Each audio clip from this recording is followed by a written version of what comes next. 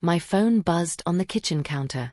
Gerald's name flashed across the screen with a message that made my blood freeze. Call me now. Don't go to Lydia's office. She's not alone, and she's not on your side.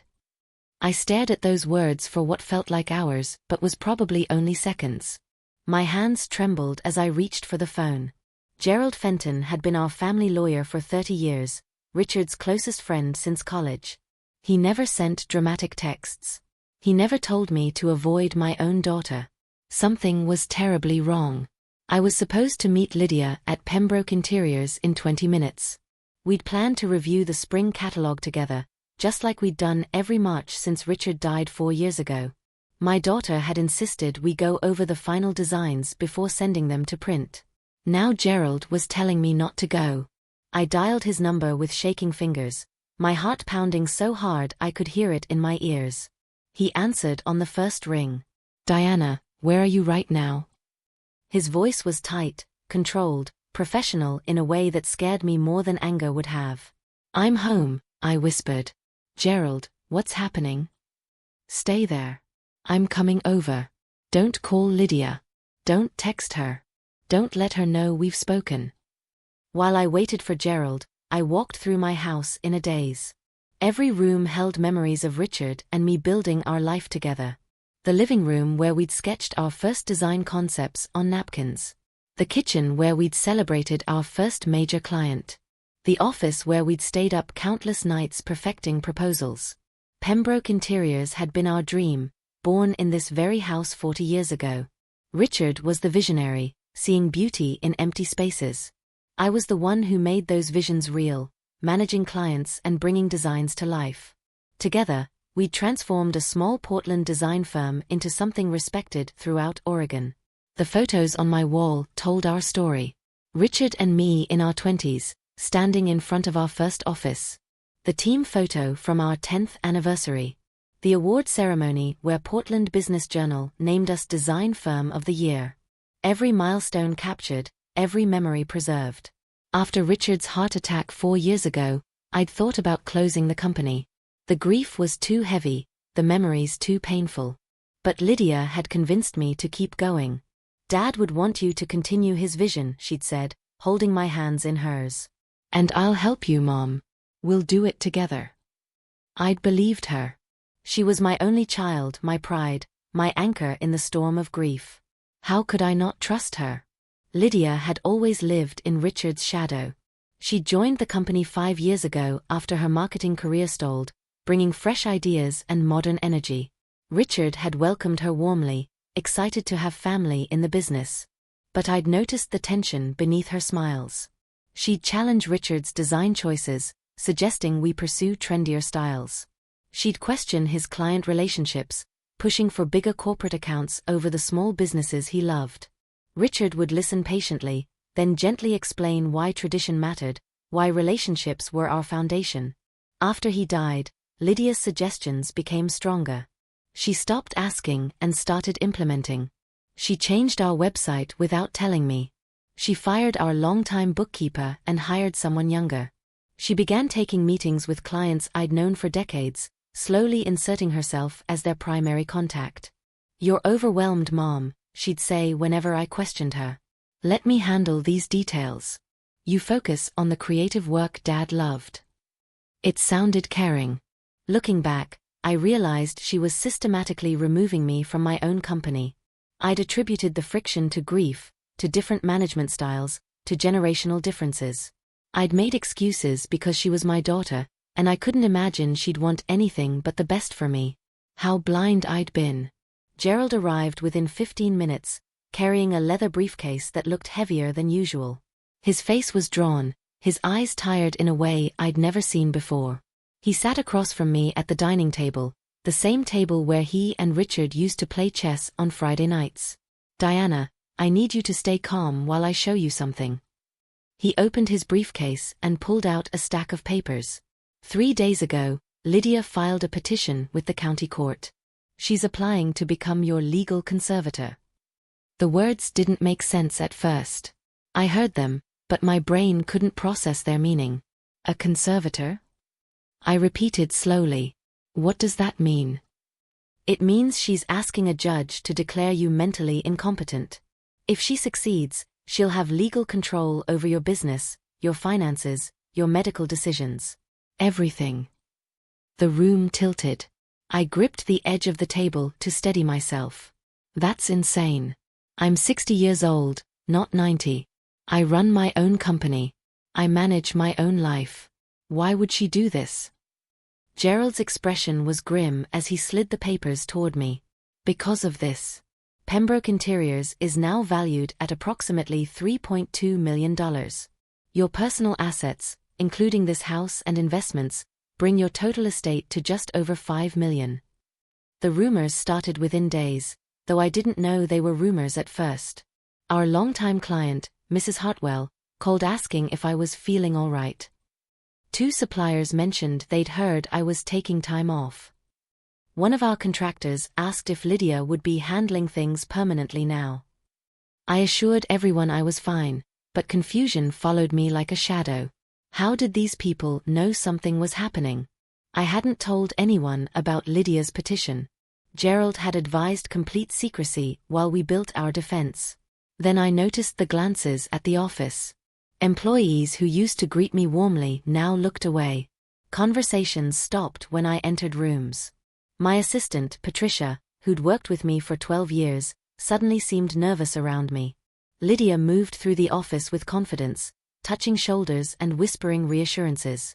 "Mom's just overworked," I heard her tell our lead designer. "She needs rest, but she won't admit it. We're working on getting her help." The narrative was already spreading. My own daughter was painting me as a confused old woman who couldn't handle the business anymore. She was laying groundwork, preparing everyone to accept my removal. And I'd walked right into it, trusting and oblivious, while she built her case against me one whisper at a time.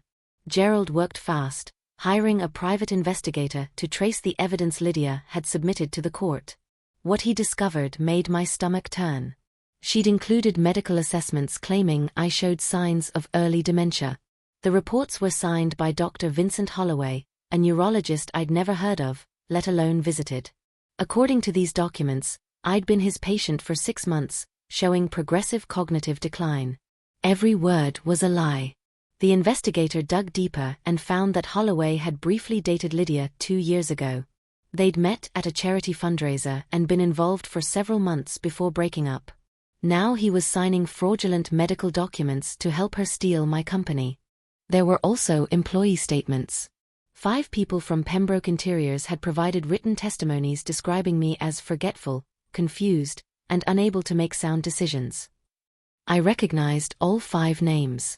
They were people Lydia had hired in the past 2 years, replacing longtime staff members who'd mysteriously been let go. The same 5 employees who'd attended regular dinner parties at Lydia's house. The same 5 who now reported directly to her instead of me. Gerald showed me emails sent from my company account that I'd never written, containing mistakes and confusion that proved my declining mental state. Lydia had my passwords. She'd been creating evidence against me using my own email. I couldn't wait any longer. I confronted Lydia in her office late one Thursday afternoon, closing the door behind me. She looked up from her computer with that practiced smile, the one I used to think meant she was happy to see me. "Mom, what's wrong? You look upset." "I know what you're doing, Lydia. I know about the petition, the fake medical reports, everything." Her smile didn't waver. If anything, it grew warmer, more sympathetic. "Mom, I think you're confused. Let's sit down and talk about this calmly." "I'm not confused. You're trying to have me declared incompetent so you can take control of my company." She stood slowly, walking around her desk to place a gentle hand on my arm. The gesture felt practiced, performative. "This is exactly what I'm worried about. You're seeing conspiracies that don't exist. Maybe it's the stress, or maybe it's something more serious. Either way, we need to get you help. Stop lying to me." I pulled away from her touch. "I've seen the documents. I know about Dr. Holloway. I know you've been forging emails from my account." The mask finally slipped. Her sympathetic expression hardened into something cold and calculating. She stepped back, crossing her arms. "Maybe it's time you enjoy retirement, Mom," she said quietly. "You've worked hard. You've earned rest. Why fight this?" I stared at my daughter and realized I was looking at a stranger. The little girl I'd raised, the woman I'd trusted with my life's work, was gone. In her place stood someone motivated by greed, willing to destroy her own mother for money. The next morning, I discovered Lydia had frozen the company accounts for review. When I tried to access our operating funds to pay suppliers, the bank informed me that authorization was temporarily suspended pending legal proceedings. I drove to the office, only to find my keycard no longer worked. The security panel beeped red when I swiped it. I stood in the parking lot, staring at the building Richard and I had bought 20 years ago, unable to enter. A junior designer named Kyle spotted me and hurried over, his face flushed with embarrassment. "Mrs. Pembroke, I'm sorry. Lydia said you're on medical leave. She had security deactivate your access temporarily." "This is my company, Kyle. She can't lock me out." He shifted uncomfortably. "I'm just following orders, ma'am. Maybe you should talk to Lydia about getting this sorted out." Patricia, my assistant, stopped answering my calls. Our shared calendar was suddenly empty, all my appointments disappeared. When I called clients directly, several mentioned they'd been contacted by Lydia, who'd assured them she was handling things during Diana's recovery. Recovery from what? I wasn't sick. I wasn't recovering. I was being erased. For the first time in 40 years, I walked away from Pembroke Interiors as an outsider, a guest who'd overstayed her welcome. The company I'd built with my bare hands now belonged to someone else in everything but legal name. Gerald found me crying in my car outside the office. He climbed into the passenger seat without saying anything, just handed me tissues and waited until I could breathe normally again. "She's winning," I finally managed. "Everyone believes her. I'm losing everything Richard and I built." "No." Gerald's voice was firm. "She's overplaying her hand, Diana. That's what arrogant people do. They get cocky, they get sloppy, and that's when we catch them." He outlined his plan carefully. "We'd document everything. Record conversations where legal. Collect evidence of her fraud. Build an airtight case that would expose every lie she told. But you have to act normal," he warned. "You go to meetings when she allows it. You play confused if that's what she expects. You let her think her plan is working perfectly. Can you do that?" It went against every instinct I had. I wanted to scream the truth from rooftops, to shake everyone and make them see what Lydia was doing. But Gerald was right. If Lydia knew we were building a case, she'd cover her tracks, destroy evidence, prepare defenses. So I agreed to the hardest role I'd ever played, pretending to be the incompetent old woman my daughter claimed I was, while secretly fighting for my life. Brielle started visiting me after school that week. My 15-year-old granddaughter would show up at my door with her backpack, claiming she had homework to do in a quiet space. Her mother was always too busy at the office, she said. Would I mind if she studied at my house? I welcomed her gratefully, desperate for family connection that didn't feel poisoned. We'd sit at the kitchen table together, me reading while she worked through algebra problems. Sometimes we'd bake cookies using Richard's mother's recipe. Small, normal moments that felt precious because everything else in my life was falling apart. But I noticed things. The way Brielle watched me carefully, as if checking for signs of the confusion her mother described. The questions she'd ask, seemingly casual but probing. "Grandma, do you remember what we did last Tuesday?" "Grandma, what's 7 times 8? She was testing me, I realized. Looking for evidence of the dementia Lydia claimed I had. One afternoon, while we were making chocolate chip cookies, Brielle asked quietly, "Is Mom acting different lately?" I paused, measuring flour carefully. "Different how, sweetheart?" "I don't know. Angrier, maybe. And she bought a new car last week. A really expensive one. She said the company paid for it as a business expense." My hands tightened on the measuring cup. Lydia was already spending company money on herself. Lydia scheduled a wellness review 2 weeks after freezing my access. She sent a calendar invitation through Patricia, professionally worded, as if we were strangers conducting business rather than mother and daughter destroying each other. Gerald coached me beforehand. Let her think she's in control. Answer questions slowly, hesitate occasionally, appear slightly confused. Give her exactly what she expects to see. The meeting took place in our largest conference room. Lydia sat at the head of the table with her new CFO, a sharp-eyed man named Timothy Vance who'd replaced our longtime financial manager 3 months ago. Patricia took notes in the corner, avoiding my eyes. They asked questions designed to make me look incompetent. What was our cash flow last quarter? Which clients had we acquired in the past 6 months? What were the details of the Harrison project? I knew every answer perfectly. I'd managed this company for 4 decades.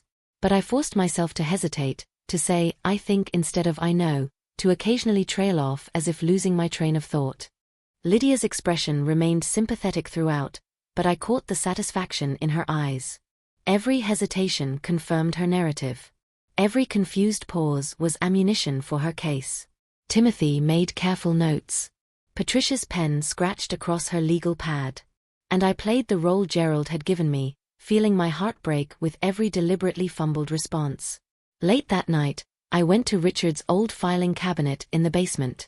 He'd been meticulous about documentation, keeping physical copies of everything important even in our increasingly digital world. I found what I was looking for in a folder marked Corporate Structure, Final. It was the last version of our partnership agreement, updated 6 months before Richard's death.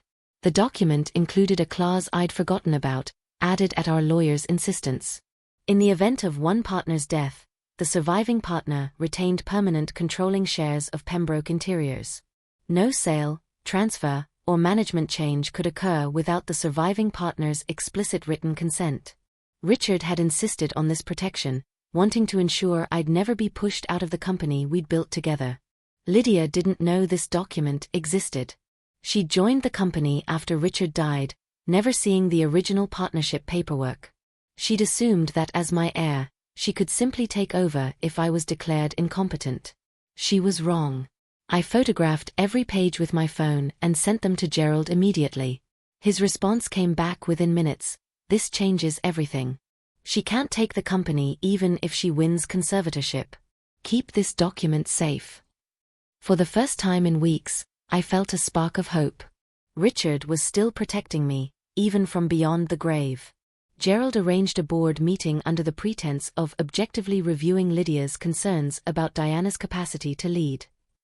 The wording was careful, neutral, designed to make Lydia feel confident we were considering her petition seriously. She arrived looking polished and prepared, carrying a presentation folder thick with her fabricated evidence. The board consisted of 5 people, 3 external advisors Richard and I had selected years ago, plus Lydia and myself. Gerald recorded everything with permission from Jackson Reeves, one of our most trusted board members. Every word, every claim, every piece of false evidence Lydia presented would be documented and dated. Lydia spoke for 40 minutes, laying out her case with practiced precision.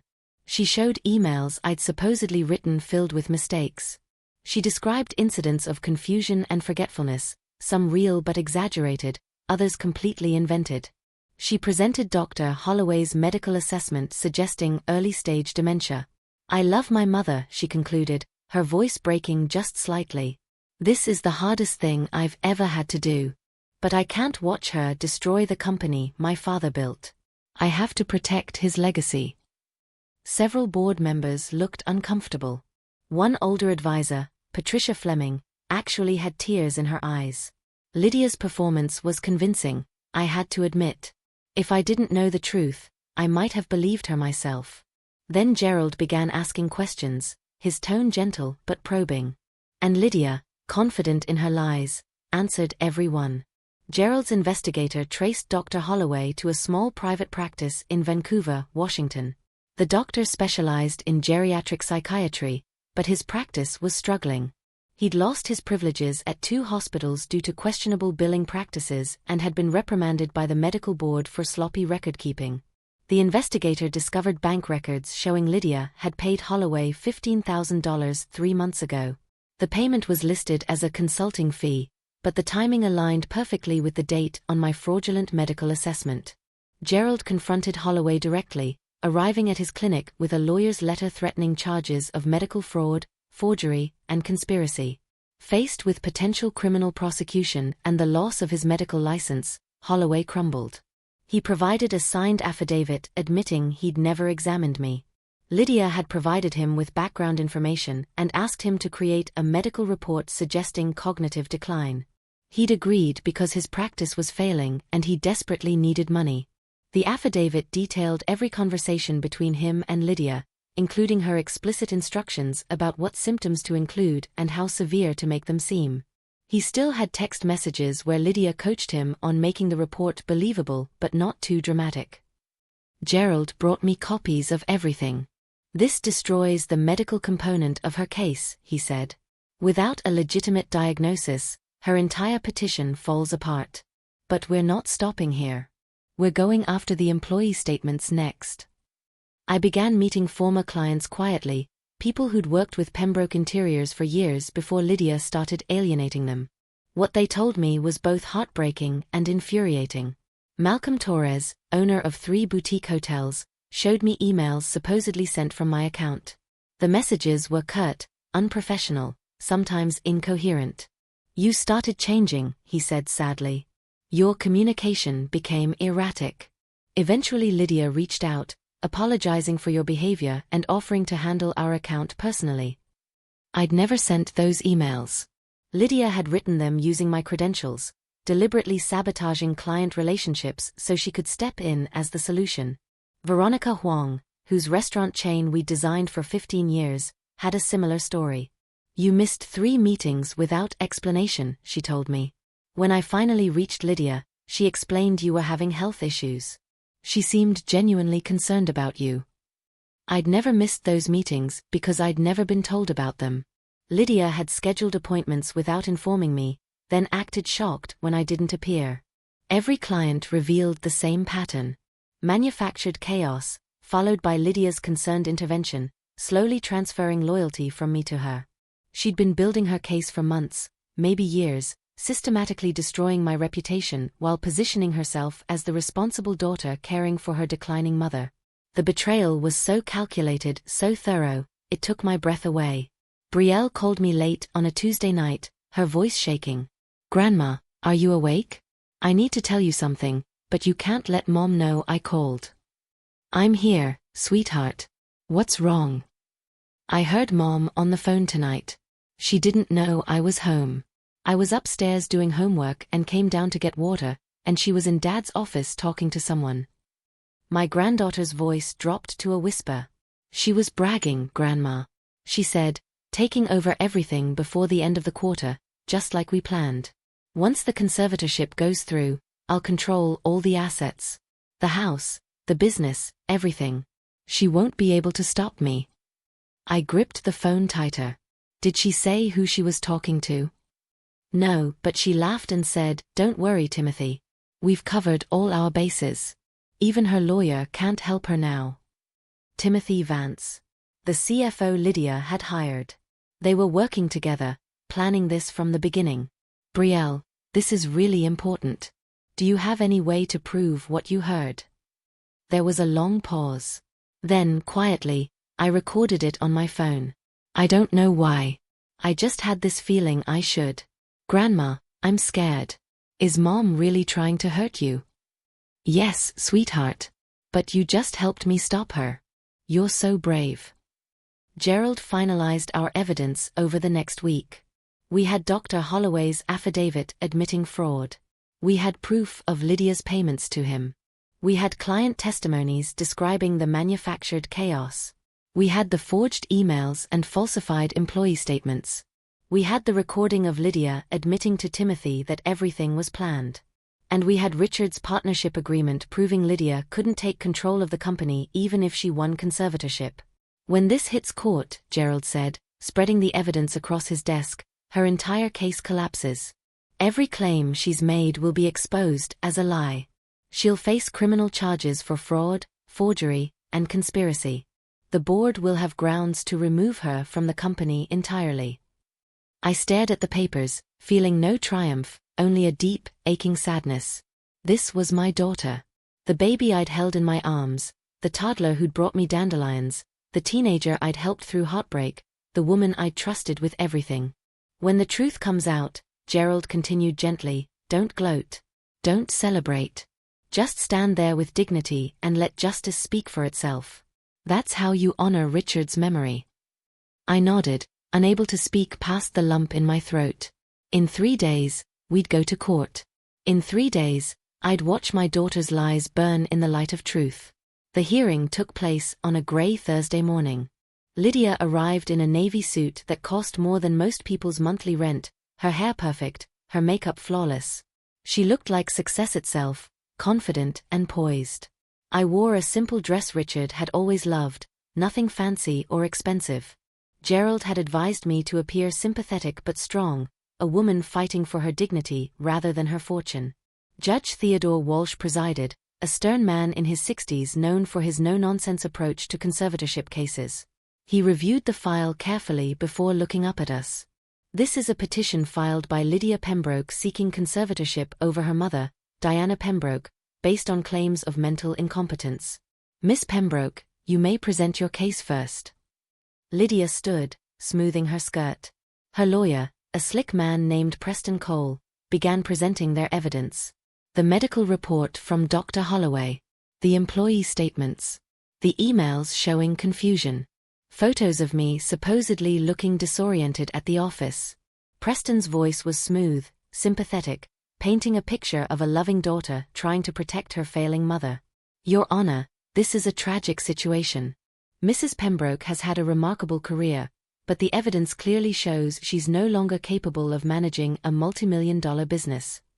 5 employees testified, all people Lydia had hired. They described incidents that painted me as confused, forgetful, unable to make sound decisions. Their stories were rehearsed, consistent, damning. Timothy Vance testified about financial irregularities he'd discovered, suggesting my judgment was compromised. He spoke with authority, presenting spreadsheets and charts that made my management look chaotic. Dr. Holloway appeared via video conference, confirming his assessment that I showed early signs of dementia. He looked nervous, reading from prepared notes, but his credentials gave weight to his words. I sat beside Gerald, listening to people destroy my reputation with practiced lies. Every false testimony cut deeper than the last. These weren't strangers attacking me. They were people I'd employed, trusted, included in my professional family. Lydia testified last, her voice breaking just slightly as she described how difficult it was to watch her mother decline. I've tried to help her, to protect her privacy while managing the situation. But it's gotten worse. She forgets meetings, sends inappropriate emails, makes poor financial decisions. She looked directly at me, and for a moment her mask slipped. I saw triumph in her eyes, the certainty that she'd won. She'd built an airtight case, covered every angle, prepared for every contingency. She didn't know about Brielle's recording. She didn't know about Dr. Holloway's real affidavit. She didn't know Gerald had been collecting evidence while she thought we were scrambling in the dark. Gerald stood slowly when it was our turn. He didn't speak immediately, just looked at Judge Walsh with quiet confidence. Your Honor, everything you've heard today is a carefully constructed lie. Miss Pembroke has committed fraud, forgery, and conspiracy in her attempt to steal her mother's company. I can prove it. Preston Cole jumped up. Objection. These are serious accusations without foundation. Then let's provide foundation, Gerald said calmly. He pulled out his laptop and turned it toward the judge. This is a recording made by Miss Pembroke's 15-year-old daughter, Brielle, 6 days ago. It captures Miss Pembroke discussing her plans with Timothy Vance. He pressed play, and Lydia's voice filled the courtroom. Taking over everything before the end of the quarter, just like we planned. Once the conservatorship goes through, I'll control all the assets. The house, the business, everything. She won't be able to stop me. The silence was absolute. I watched Lydia's face drain of color. Timothy shifted in his seat, suddenly finding his shoes fascinating. Preston Cole's confident expression crumbled. Don't worry, Timothy, Lydia's recorded voice continued. We've covered all our bases. Even her lawyer can't help her now. Judge Walsh's expression hardened. Continue, Mr. Fenton. Gerald presented evidence methodically, building an irrefutable case. He showed Dr. Holloway's real affidavit admitting he'd never examined me and had been paid to create a fraudulent medical report. He provided bank records proving Lydia's $15,000 payment. He displayed the forged emails, with metadata showing they'd been sent from Lydia's computer using my stolen passwords. He presented testimony from former clients describing how Lydia had sabotaged their relationships with me. He showed the partnership agreement Richard and I had signed, proving that even if conservatorship was granted, Lydia couldn't take control of Pembroke Interiors. The entire petition was pointless from a legal standpoint, motivated purely by greed. Preston Cole tried to object repeatedly, but each objection was overruled. The evidence was overwhelming, documented, undeniable. Your Honor, Gerald concluded, this isn't a case about mental incompetence. It's a case about elder abuse, fraud, and a daughter willing to destroy her mother for financial gain. Diana Pembroke is completely competent. Her daughter is completely corrupt. Judge Walsh looked at Lydia with unconcealed disgust. Miss Pembroke, do you have anything to say in your defense? Lydia stood slowly. Her perfect composure had shattered. Her hands trembled. Her voice came out barely above a whisper. I was trying to protect the company, to preserve what my father built. By lying about your mother's mental state? By paying a doctor to commit fraud? By forging documents and emails? The judge's voice was ice. You weren't protecting anything except your own financial interests. Judge Walsh took less than 10 minutes to deliberate. When he returned, his expression was stern, unyielding. I'm dismissing this petition immediately. There is no evidence whatsoever of mental incompetence. Diana Pembroke is clearly of sound mind and capable of managing her own affairs. Lydia sagged in her chair. Preston Cole gathered his papers with shaking hands. Furthermore, the judge continued, I'm referring this case to the district attorney's office for criminal prosecution. Miss Pembroke, you face potential charges of fraud, forgery, conspiracy, and elder abuse. Mr. Vance, you'll be included in that referral. Timothy went pale. Lydia started crying, but they weren't tears of remorse. They were tears of someone watching their carefully constructed plan collapse into ruins. Diana Pembroke retains full control of Pembroke Interiors and all her assets. Miss Pembroke, you are prohibited from contacting your mother or entering Pembroke Interiors property pending criminal investigation. All company access is revoked immediately. The judge's gavel came down with finality. I've been on this bench for 23 years. I've never seen such a calculated betrayal. Miss Pembroke, you should be ashamed. But Lydia wasn't looking at the judge. She was staring at me, her expression a mixture of shock, fury, and disbelief. She'd thought she'd won. She'd been so certain. Outside the courthouse, reporters waited. News of the dramatic hearing had spread quickly through Portland's business community. Cameras flashed as I stepped into the cool morning air. Mrs. Pembroke, how do you feel about your daughter's betrayal? What will happen to Pembroke Interiors now? Do you plan to press charges? Gerald held up a hand, quieting them.